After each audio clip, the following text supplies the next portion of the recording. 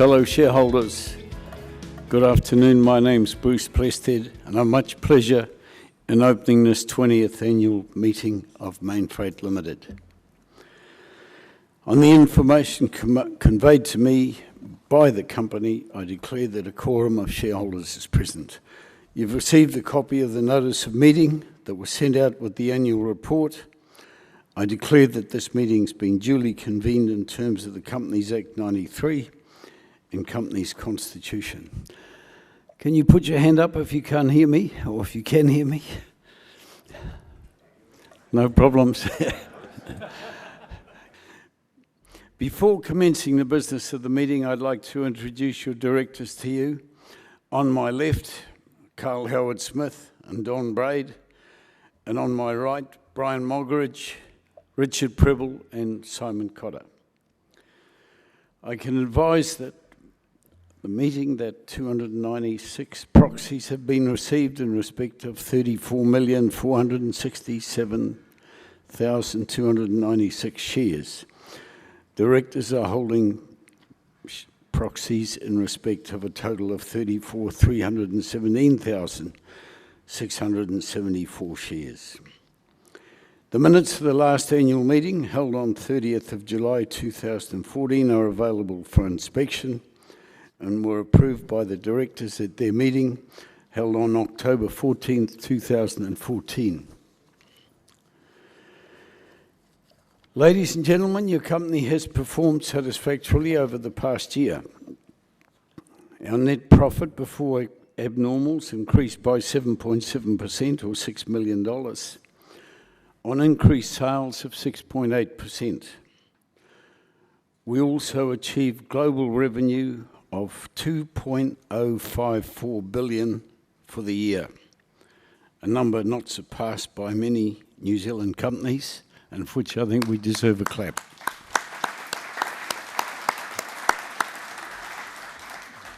Thank you. I'm so humbled. Operationally, the year was quite difficult, especially in New Zealand. We're in Christchurch. We completed the rebuild of our facilities while continuing to work on the same site with the builders. This was a long, frustrating and costly project which affected us for nearly 2 years. Now with completion, we have much work to do to regain our place in this important market. Similarly, at Westney Road in Auckland, where we extended our warehouse and incorporated chilled storage, the builders had to work around us and we had to work out of temporary sites at excessive cost for most of the year. These two wonderful new sites, plus our new rail serviced facility in Hamilton, have set us up superbly for the future. They've also added close to $8 million to our annual overheads, primarily in interest and provision for depreciation.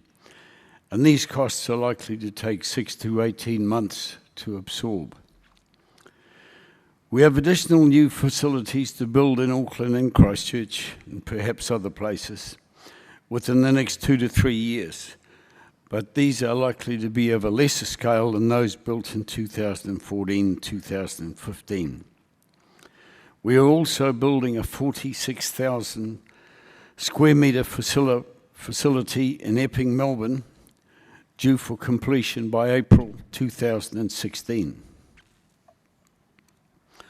I awoke on Friday, July the 10th at 6 a.m. to news that the government was considering closing down the railway system. Within a few hours, it became clear that this was not being considered by the government. It was a recommendation, amongst others, which Treasury had made to the government before their latest budget. Included in the advice was close down the rail network and launch a year-long public relations consultation to soften up the public for the preordained decision. Apart from government and Treasury's appalling treatment of rail since its sale to the smirking merchant bankers in 1992, who made hundreds of millions for themselves, to its sale to Toll Holdings, latterly taken over by Japan Post, to its repurchase by government to try to ensure its survival, and hundreds of millions of profit to Toll, now part of Japan Post. Yes, apart from that, what about realising that it is extraordinarily damaging to our country to not understand that our transport infrastructure is screaming out for a strategy that considers road and rail, passenger and freight, and ports. Without rail, our opportunities for passenger transport are restricted.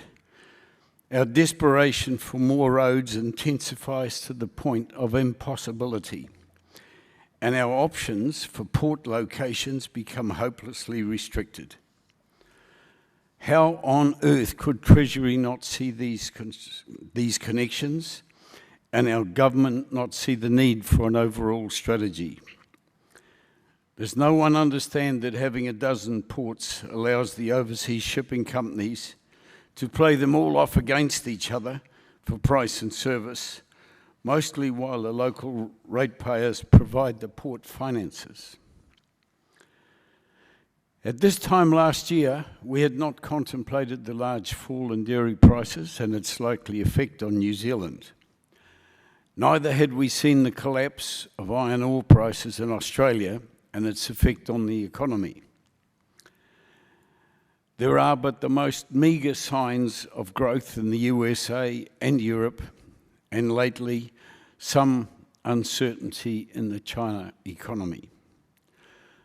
Such is the global business community in which we operate and passionately love. We love this business because it is tough, the competition is fierce, and it takes huge energy to win, and Mainfreight is good at winning. I hope that you've all read and enjoyed our annual report and the July newsletter. There are those who would have us publish these things online or send hard copies only when requested. Let us keep up the power of the physical written word, the insights provided by great photography, and the value of family and friends browsing these publications. Our profits in every country have improved on the previous year, as they did also in the year prior to that, with the exception of Europe. We believe that even with the global headwinds and increased overheads, we will be able to report record profits again in this current year. Before moving on, I would like to acknowledge Sir Don Rowlands at this, our 20th annual shareholders meeting.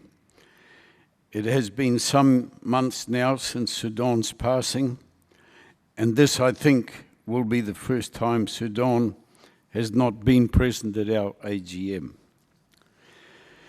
He was our long-time colleague, friend, and mentor, and is very sadly missed. We think Coralie Rowlands is here today, but I have not seen her because I arrived a little bit late. Oh, how are you, Coralie? Fellow shareholders, I would now like to ask the Group Managing Director, Don Braid, to give his presentation.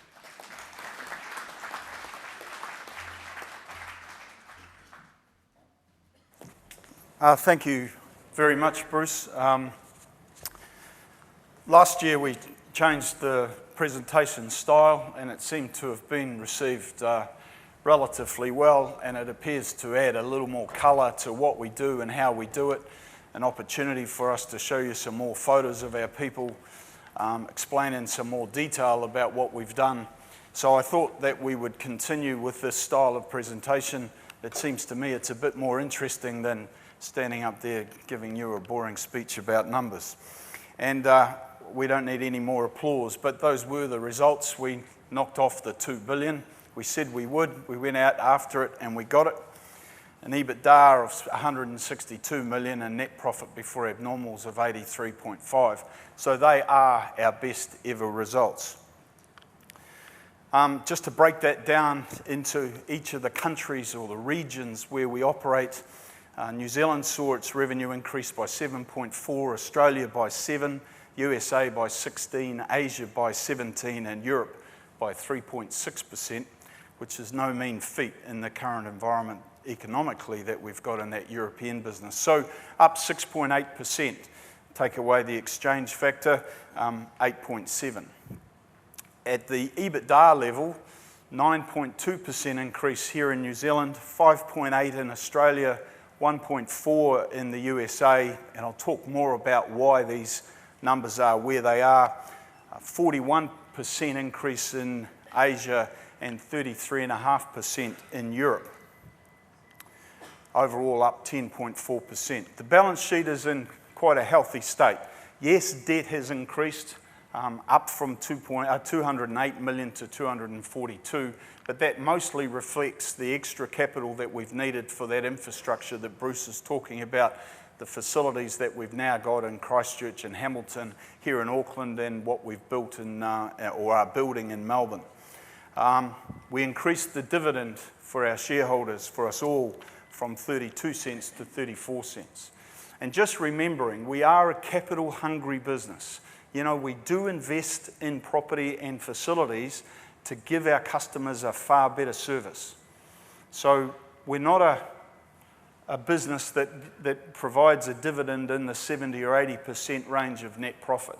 We're in that 40 to 50% range of net profit because we need that capital. The CapEx that we expect to spend this year will be up around that 100 million mark.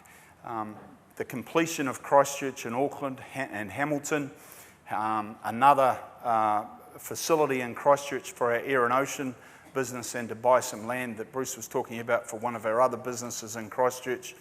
The completion of the Epping site, which I'll show you some photos of, and a small increase in building that we've got in our Romanian operation. That CapEx in the previous year that we're reporting on was 131 million. So let's talk about each of the businesses, each of the regions that we're in. Our home here in New Zealand, it was a pretty good performance across all the divisions, but as Bruce said, our new facilities in Christchurch, Auckland and Hamilton caused some issues for our guys, and they worked around the construction of new facilities. If any of you have seen the new Westney Road site, you'll see that we added new facilities to an already existing building. And in Christchurch, we had that same challenge where we built around our operation with a new warehouse and a new freight facility to give us the size of facility that we need for that Christchurch growth that's going to come with the rebuild and come with our own natural growth. Here in the domestic business, we increased the number of consignments within the business by another 150,000 for the year. The new warehouse facilities in Auckland, and particularly here, have been built in a new category for us, which is chilled, frozen food. And that gets us into a different area of logistics for domestic distribution. We haven't flowed that into the transport network yet, but that's an opportunity for us. But we've now got specialist facilities in that warehousing sector for food, for beverage, for DIY products. We do a lot for Bunnings, we do a lot for Mitre 10, hazardous goods, and now those perishable food products. Just a look at some of those buildings. This is the new Christchurch site. You heard some of the things, and I'll talk a bit about Kiwi Rail, but they're on rail-served sites. Rail can serve this site now far better than it ever has in the past. This is the new chiller area at the Westney Road building across the road. And this is the new Hamilton site. Now, previously in Hamilton, we were landlocked and were able to be served by road only. This site's right on the main trunk line on the new motorway. It's one of our largest that we've ever built, and already we're starting to move upwards of 10 wagons a night in and out of the facility, whereas previously we never moved any rail in and out of that operation. We also chose to begin to trial solar on the site, and we've installed a solar panel system which will power the business through the working day. This is expected what the new Christchurch Air and Ocean operation will look like. Construction on that will start shortly, and that will provide us with new perishable air freight facilities based at Christchurch Airport. So let's just talk a little more about Kiwi Rail. If you haven't learned already, we're a strong supporter of the Kiwi Rail network. We continue to invest in facilities on rail service property or on land near rail. We've got 14 sites currently served. Our rail usage in the past 10 years has increased by 76%. And that's helped our profitability, that's helped our service to our customers, and we'd like to think that's helped Kiwi Rail. It's our understanding we're the third largest customer for Kiwi Rail, and we'll go close to spending $50 million this coming year with Kiwi Rail. Where the opportunity presents itself, we'll transfer freight from road onto rail. We were appalled at those Treasury suggestions during the review period last year. Frankly, if this government needs to rely on Treasury for those sorts of decisions, they're nuts. Current and future roading infrastructure is just not capable of meeting not only Mainfreight's requirements, but also our industry's requirements.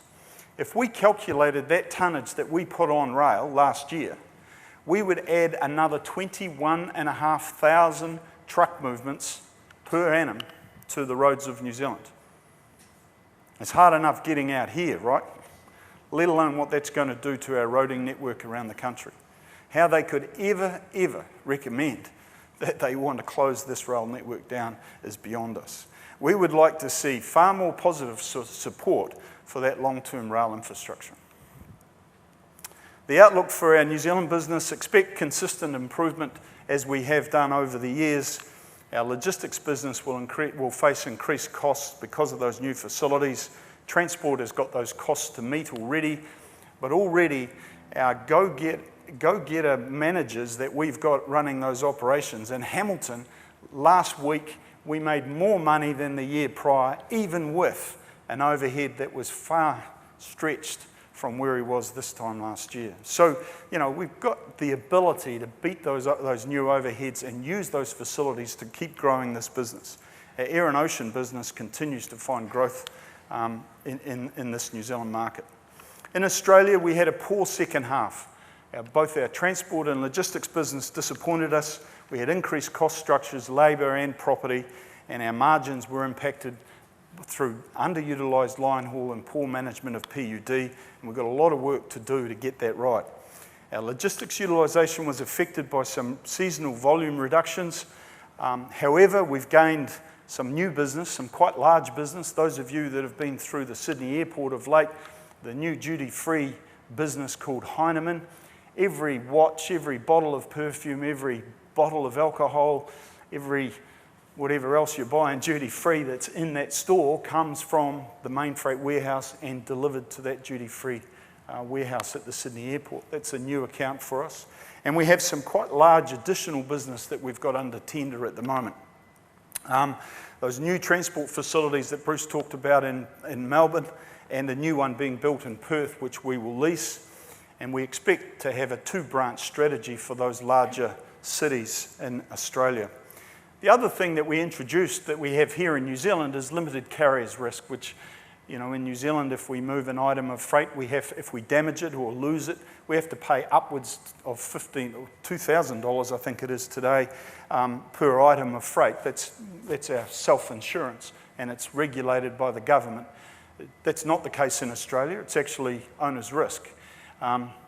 Typical Aussie style. If we damage it, it's your fault, not ours.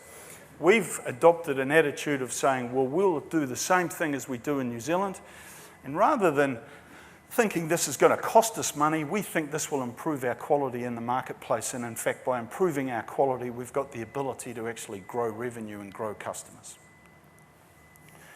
just some of those building projects. This is the building that Bruce is talking about. You know, it's probably it is the largest that we have ever built. 19,800 square metres of warehousing and 16,000 of cross-dock. And that dock is 230 metres long. So just a short video. This is taken not that long ago, but you can see how quickly they build. The road in the background that you can see in that video is the highway to Sydney. So we're very close to a motorway that gives us access for our line haul inbound and outbound to Sydney. It's an impressive site. It'll be our biggest and likely over time probably our best. Heinemann in Sydney. The outlook for Aussie. We expect increased sales activity and we're ramping that up now to actually improve those revenues. Those building costs will impact our results in the logistics and transport business in the short term. We're a little worried about that Australian economy. I know in the past we've never really worried about what the economy's doing. We'll just get on and still grow our business. But as we become bigger, those economic factors within each of the countries may start to have a bigger effect on us. Our air and ocean business is going very well over there. Our first half result in Australia might disappoint a little bit compared to where they've been before. But in the long term, we expect very strong growth, and particularly with those infrastructure assets assisting. In America, we've got a little better there. We got some growth out in revenue and in EBITDA. Mostly that was driven by Mainfreight. We have two businesses there, Mainfreight and Caratrans. Mainfreight's what you see here in New Zealand and Australia and Europe. In the Caratrans business is an NVOCC sea freight business. Anyway, we got stronger domestic volumes. We're focused on LCL freight, just like we do here in New Zealand. We've got a large air and ocean business which is growing. It was affected a little bit with the loss of tonnage out of one of its larger customers, but we're performing okay. And you know, we'll have 100+ line haul routes up and running by the end of this next couple of months in America, to and from most of the large cities. We found that rail works in America. What a surprise. I wonder why Warren Buffett's invested in rail. But we're starting to be able to use rail, particularly from Chicago to New Jersey over the weekend. It's more competitive than road and giving us the same service levels. So expect to see us use rail in America. We've separated the logistics business. We've got standalone warehouses, a brand new one in Los Angeles, and that photo there is of that. A new one in Newark and Dallas about to come on stream. And we're attracting new, larger 3PL customers. And our air and ocean business is growing. They've got two large customers they've just gathered and have started trials with. Significant amounts of trading, upwards of 20 million per annum. And that's the size of the business. These are relatively small customers in the US market. For us here in New Zealand, they're large customers. In fact, I don't think we have a customer that spends that much money with us here in New Zealand. A small customer in America. And the Caratrans business profitability wasn't as good as we thought. We didn't get the sales penetration that we wanted. Our margins were compromised via some poor operational management, which we're all over the top of and already starting to see the benefits of that. We had some port disruptions on the west coast of North America with the LA strikes. And in terms of import, that's developing, and we're pulling more freight out of Europe, more freight out of South America through this business into the United States. We don't own any property in the United States, and there's none expected to be owned there over this next financial year. They're all leased. We have taken on new facilities, Dallas and New Jersey in particular.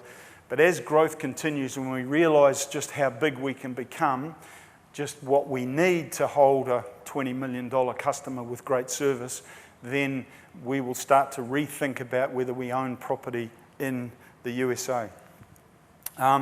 Luckily, just before the port strike, we decided to operate a wharf cartage business off the LA wharf. We've now got 28 tractor units running off Long Beach, And during that period, you couldn't get tractor units, and we were able to convince a lot of customers to come on board with us, and we could double the number of tractor units that we've got there with the reputation we've garnered over the last 12 months. A couple of young guys that are doing good things for us. You might remember Rene, who came from Europe, ran the Australian warehousing business and is now running the logistics business in America. Two of our rising stars in our LA air and ocean operation, Sylvia and Jessica, are doing a great job for us up there. The Americas outlook: expect domestic line haul and product development to continue to advance. The returns to date just aren't big enough. We're asking our people to have a far bigger business with those bigger customers across America. The air and ocean business is focused on linking our European business and our Asian business. Caratrans, we will get that business back in shape, and we expect the returns this year to be similar or a little more improved on the year prior. In Europe, we got some improvement. Most of that came out of our logistics business. We improved utilisation, we improved our efficiencies, and we improved our returns. We still had some problems in Belgium. We changed the management, and we expect a turnaround in Belgium. We've gained a couple of large customers in the Belgium network.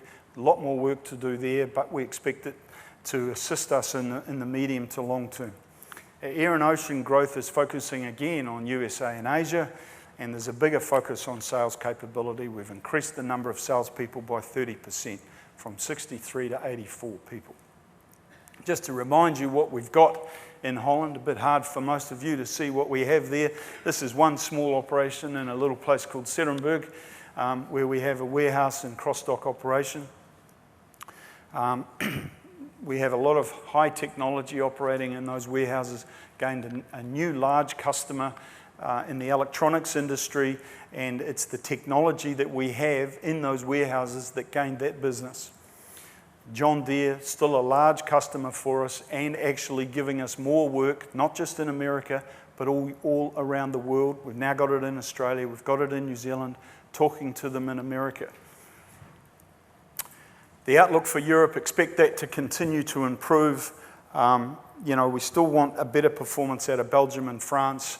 We've got domestic freight volumes are starting to improve, and our logistics returns are really the hero of the business at this point in time. And yes, in that picture, there is a few red trucks and now the odd blue one appearing. The ego hasn't taken over yet, but ultimately we'll see all that to become from Bosman to Mainfreight. In Asia, we need this sort of growth. It's the biggest freight market in the world. We had good improvement in both revenue and EBITDA, a large increase in air freight volume. Because the port was closed in Los Angeles, that gave us the opportunity to attract more freight for the air freight sector, and we moved a lot more, mostly out of the southern China and Hong Kong region. And now we've got an excess of 50 salespeople selling for us in that Chinese market, selling what we call in-country. It's giving us the ability to grow a bigger business. We've opened Beijing for air freight and Kaohsiung in southern Taiwan. Vietnam we expect to open in September. We've got our license. We've now just employed yesterday the manager that will run that operation, and we've opened a new 3PL warehouse in Hong Kong. So what you see developing in the other regions of the world, New Zealand, Australia, America and Europe, we've got underway in Asia as well. Expect that to continue. We've got Thailand profitable, we've got Singapore growing, and Vietnam will certainly help us in that USA trade lane. Some of you may have a question: why do we want to have a network business all around the world? Why don't we just run this operation here in New Zealand and use agents everywhere else? Some smart directors sitting on this board went searching as to how and why we can work on this network strategy, and we came up with the Metcalfe's law, which is originally used for the telecommunications network. And really that talks about having 2 phones, you can make 1 connection. If you have 5 phones, you can have 10, and 12 phones, you can make 66. Well, that represents exactly what we do. We now call it the Mainfreight law. We're building a network all around the world to feed each other, not only within each country, but between countries and for our customers. And where we've got customers in one country, we're doing things for them in other countries. And that's the benefit of that network. And every time we send something to one of our own branches, the profit stays in the group. Send that to an agent, 50% of the profit goes to the agent. So we're building our own network around this world, and we see that it adds value to what we do for our customers and for our profitability. Air and ocean is where we'll do that initially, and obviously we'll give preference to trading within the group rather than through the agents. It strengthens our network, we retain that profit, and our customers are starting to see the opportunity of using us across the full supply chain. The business we're gaining now is across every sector of what we do, rather than just air freight or rather than just domestic trucking. We tried to explain this for you in the annual report. We tried to get it as pictorial as we could, but essentially that's what happens. We pick up the goods from the suppliers, we move them by road or by rail or by ship or by plane. We take them through a warehouse, we receive the orders electronically, we pick and pack, and then we send it out for delivery through the same sort of modes. And that happens all around the world. In there, we do lots of things by adding value. And one of the things we're doing, and actually it'll become a feature of the business, is the technology and the information that we have for those customers. And in fact, the information that we might have from their suppliers all around the world, and we can feed that back to the customer. Now, we've already started to close contracts with customers where we'll get paid for that information. A new revenue stream for us that we hold just as a consequence of doing freight with those customers. But we're adding value to the relationship. More importantly, the 30-odd thousand customers, and there's a little more than that these days, use less than 2 of the Mainfreight Group services. So actually, we've got this customer base that loves us anyway, and we've got a chance to actually convert them to use us elsewhere in the world and to use other divisions of what we've got. Our people are our greatest asset. I think if you're a shareholder of Mainfreight, you understand that culture that we have and how precious it is to us. We're very careful about how we recruit, training, focus on leadership and sales, and we promote from within.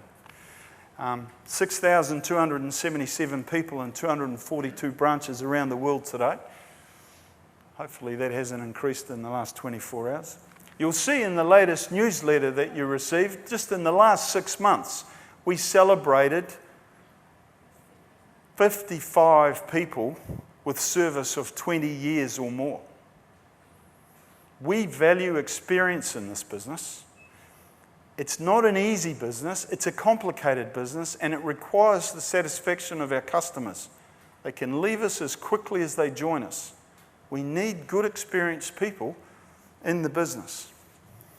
So talking about that, and I know it's a topic of conversation around the shareholder regimes of the world, our board structure. Let's just look at it. 6 experienced individuals, 3 independents, our newest addition, Simon Cotter, been with us for 2.5 years, already up for election. We have 5 meetings held per annum.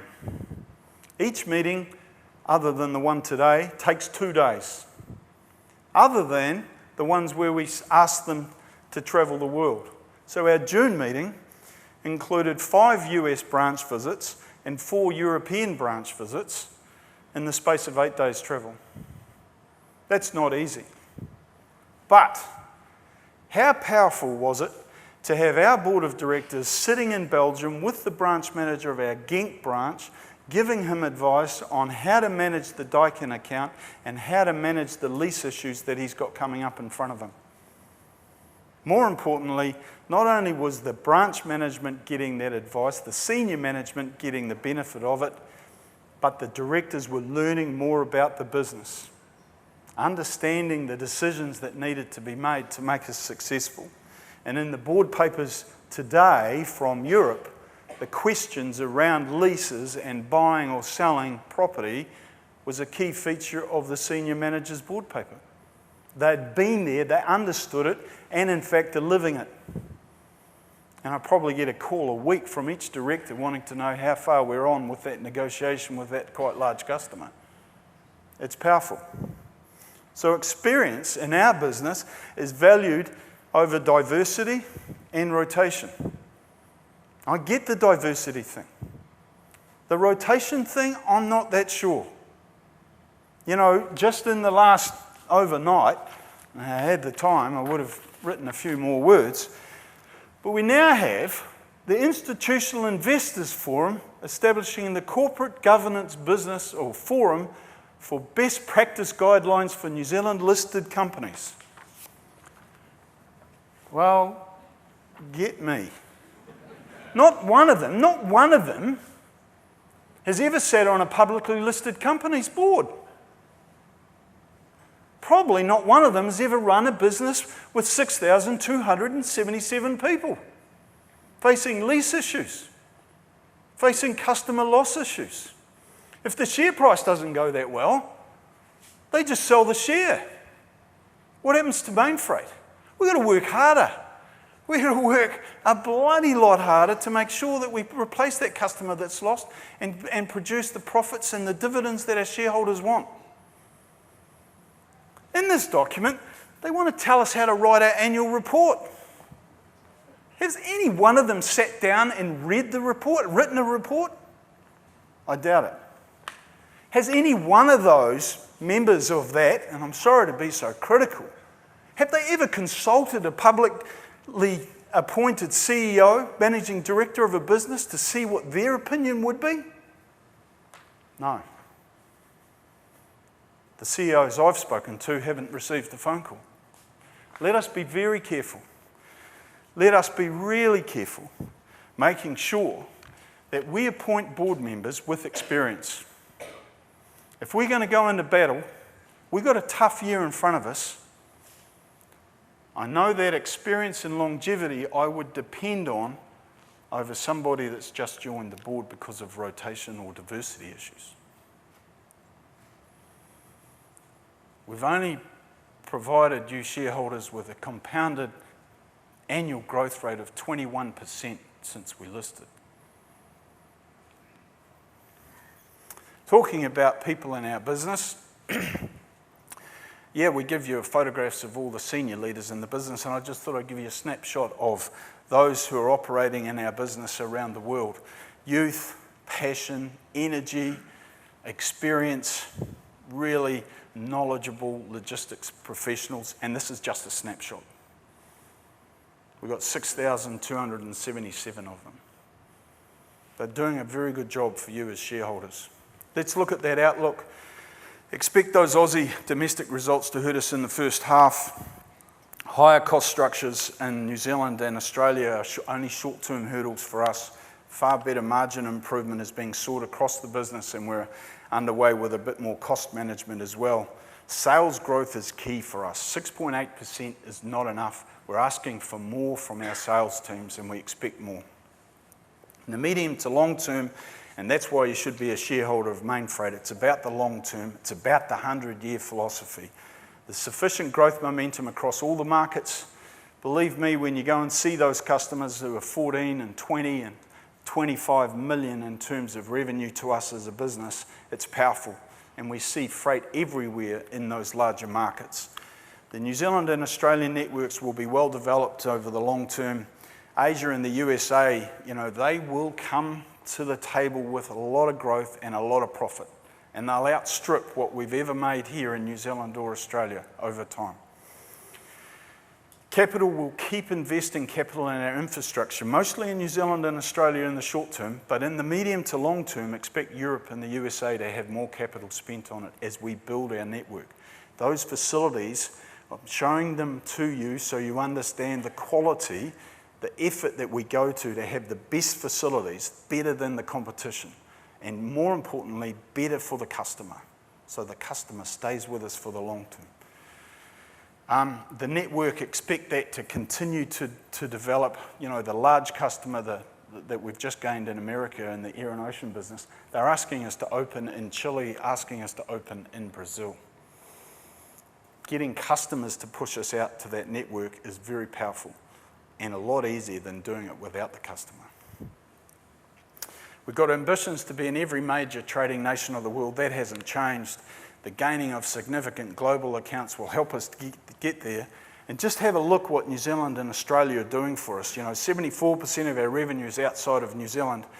48% of that is outside of Australasia now. And at the EBITDA level, 30% of EBITDA is outside of Australasia.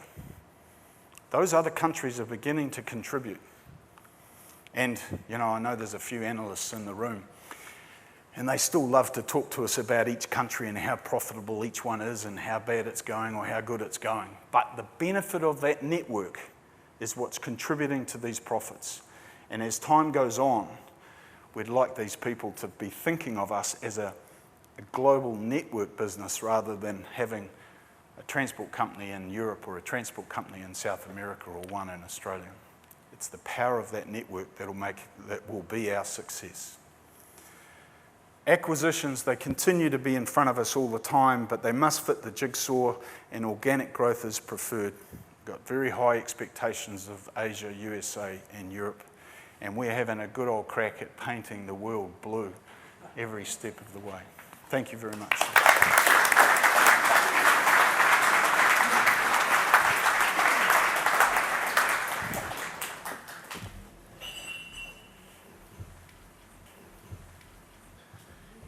Thank you, Dom. I just wish you'd show a bit of passion.